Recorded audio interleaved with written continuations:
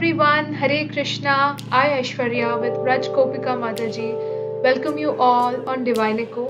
If you are new on the channel, make sure to subscribe and hit the bell icon so you don't miss our future updates.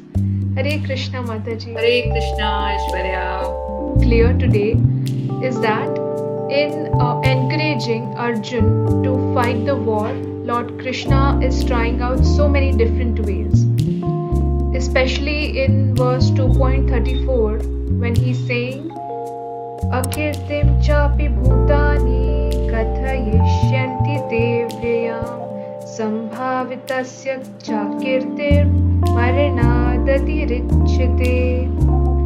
People will always speak of your infamy, and for a respectable person dishonor is worse than death.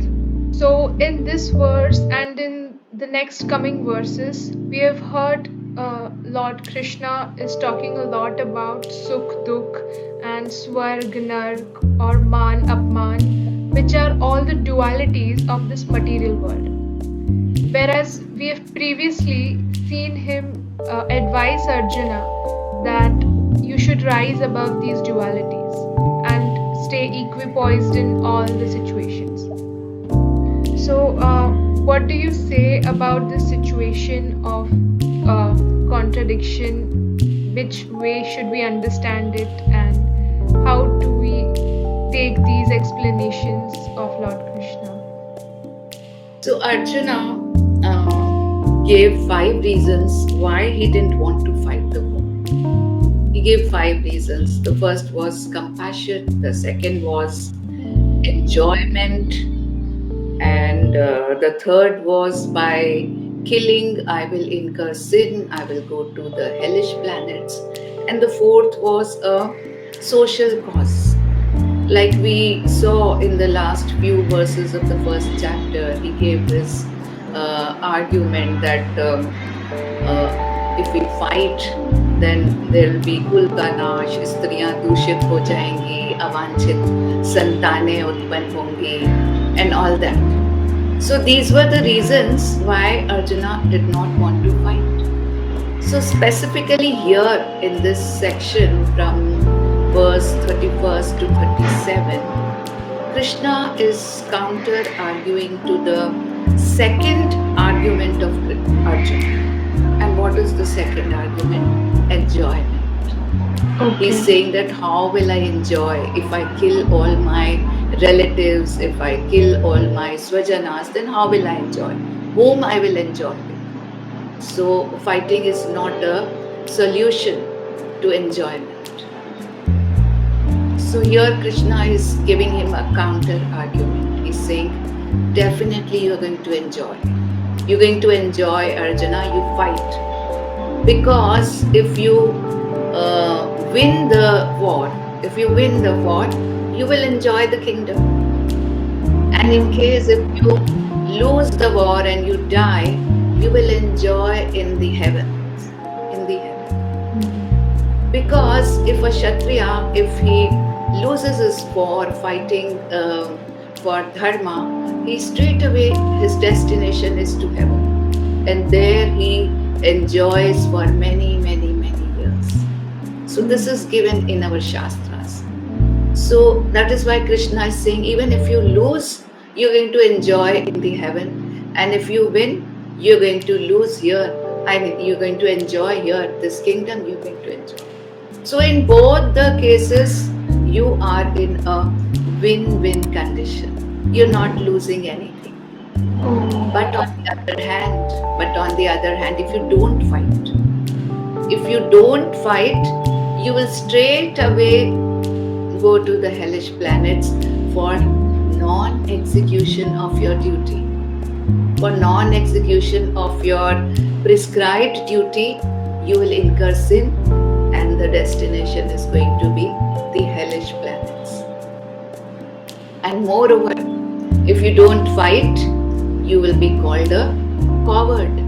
You'll be called a coward, and for a Kshatriya like you, your caliber, infamy like this is worse than death. That is why just you spoke in this sloka.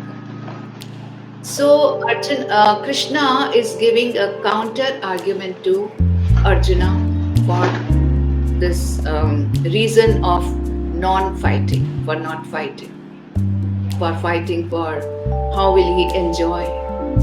This is the counter argument which Krishna wants to give to Arjuna's argument of not fighting for the reason of enjoyment. But this is the secondary reason why Krishna doesn't want Arjuna to fight. The primary reason comes now. The primary reason comes now in the 38th shloka. So let's read this shloka. It says, Sukha dukhe same kritva labha labho jaya jayo tato yuddhaya yujjasva nevam papyam avapsyasi. He says, now Arjuna, don't worry, don't bother about this sukha and dukkha, about this labh and hani, about the har and jeet. Just rise above all these and just think that you have to fight for the sake of fighting. You have to fight for the sake of fighting. That will keep you away from all the sins. So this is the primary reason. Fight for the sake of fighting. And the other reason which Krishna gave was a secondary reason. Why did he give this argument?